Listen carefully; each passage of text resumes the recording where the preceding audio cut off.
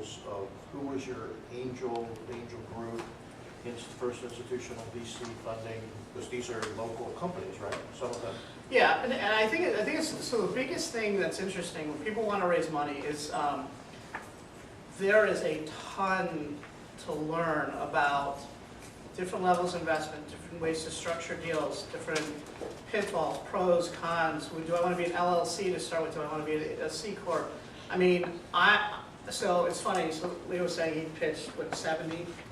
So I will tell you, I've probably pitched Social Toaster to date over 150 times. So my founder institute was just doing it. I mean, in 2011 to 2012, I probably did 5 to 7 pitches a week for like a year. Now, one of the things that made it hard was that I made a series of mistakes early on in my sort of angel funding, seed funding round. They came back to really haunt me. So let's talk in general about, and if you know this, I apologize, but I think it's important to lay the foundation for everybody here. So in general, you probably have an idea, right? And if you are thinking, I'm just going to go raise money around this idea, you are sorely mistaken, right? The likelihood of you raising money without having some sort of minimum viable product is slim to none. It happens, people read about it happening, and you think that's possible, but you need to think about, like, if this were Hollywood, right, and you wanted to be an actor, it's like walking on to some random audition and ending up as like the lead character in The Hunger Games, right? It just doesn't happen. So you need to set your expectations. If you have an idea and you think someone somewhere is going to give you money around your idea, unless you personally have invested in it and arguably put everything you have into it, no one else is going to believe it. So you need to, generally speaking, you're going to self-fund. For many people, that takes the form of debt or credit card debt or whatever. You probably want to avoid that if you can, but you do what it takes, right? So the idea with when you self-fund, you should try to self-fund to where you have some form of minimum viable product. The next level of funding is going to be what they call friends, family, and fools. So this would be, which is just an extension of self-funding. This is like, hey, your dad loves you, and he did well for himself, and he doesn't want you to be homeless, so he'll give you like 25 grand to try to make this idea work.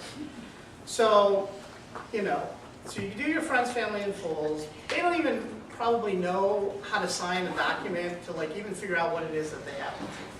Right? And you haven't got an attorney in place, so you just take this money, you're like, don't worry, Dad, I'll pay you back. Or you can be my partner in some way. I literally have no idea what that means, but we'll figure it all out later, right? So it's funny to me to think about this 3.5%. You know anything about stock options? I was listening to this, and I'm going to just throw my opinion. I have no idea how this is structured.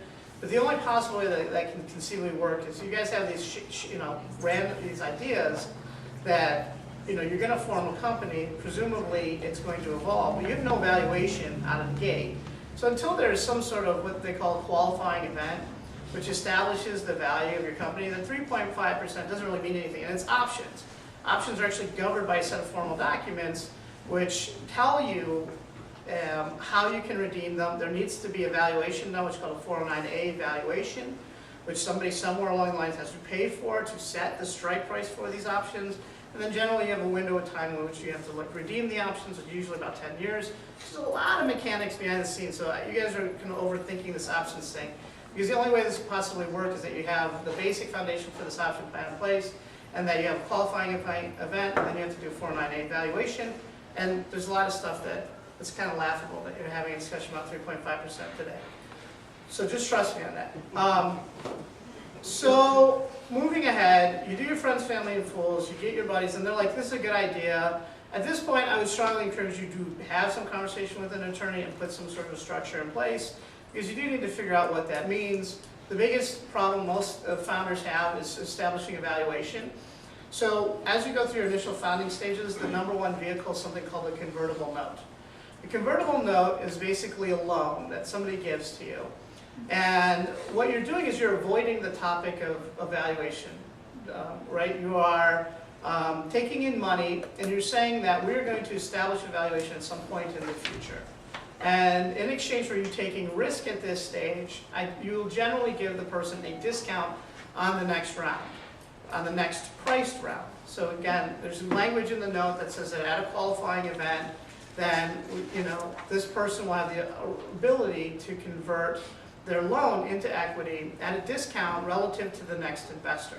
So if, let's say you go the path of becoming a C Corp, which is the most straightforward, although many startups initially start as an LLC. There are a lot of reasons to do that because it gives you better opportunity to take advantage of the losses personally during your initial startup years.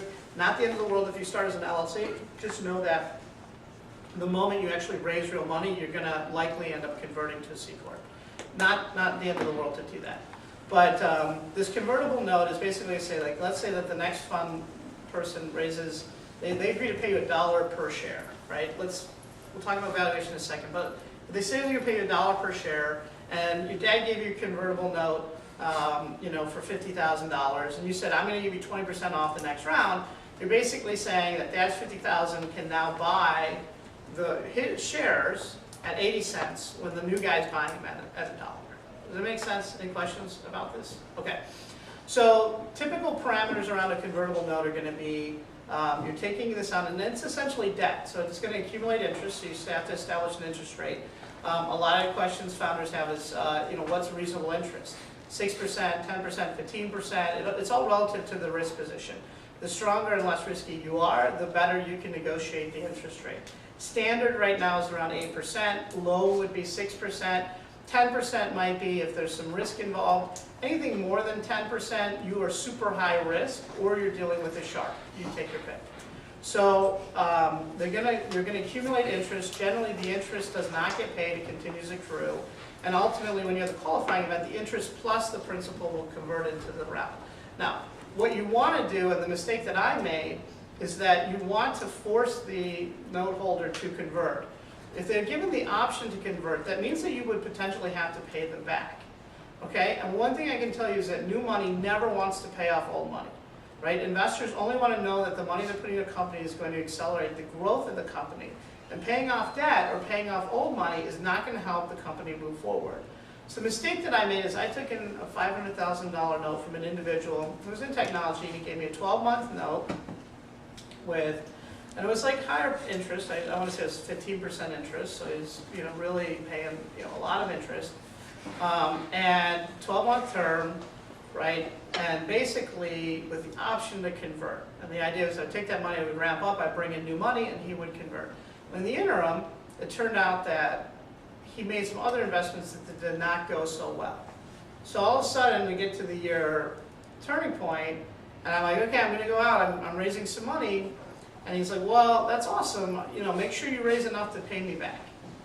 And that, many companies, that's the death knell, right? Is nearly, because if you think you're going to go raise, the hardest number, by the way, to raise money at is like $1 million. Everyone's like, I'm going to go raise $1 million. This is the hardest number to raise money at.